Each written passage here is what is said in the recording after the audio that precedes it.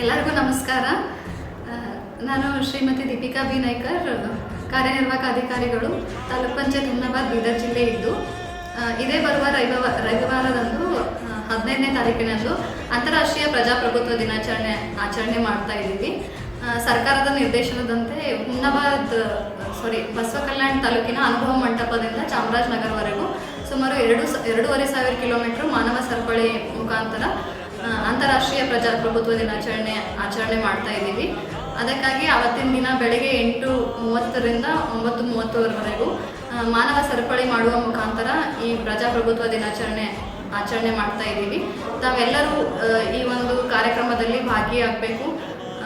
ಜನಪ್ರತಿನಿಧಿಗಳಾಗಿರ್ಬೋದು, ಸಂಘ ಸಂಸ್ಥೆಯವರಾಗಿರ್ಬೋದು ಅಥವಾ ಸಾರ್ವಜನಿಕರಾಗಿರ್ಬೋದು, ತಾವೆಲ್ಲರೂ ಬಂದು ಈ ಒಂದು ಮಾನವ ಸರಪಳಿಯಲ್ಲಿ ಭಾಗಿಯಾಗಿ ಪ್ರಜಾಸತ್ತಾತ್ಮಕ ತತ್ವಗಳನ್ನು ಎತ್ತಿ ಹಿಡಿಬೇಕು ಎಂದು ತಮ್ಮೆಲ್ಲರಲ್ಲೂ ನಾನು ಮನವಿ ಮಾಡ್ತೀನಿ.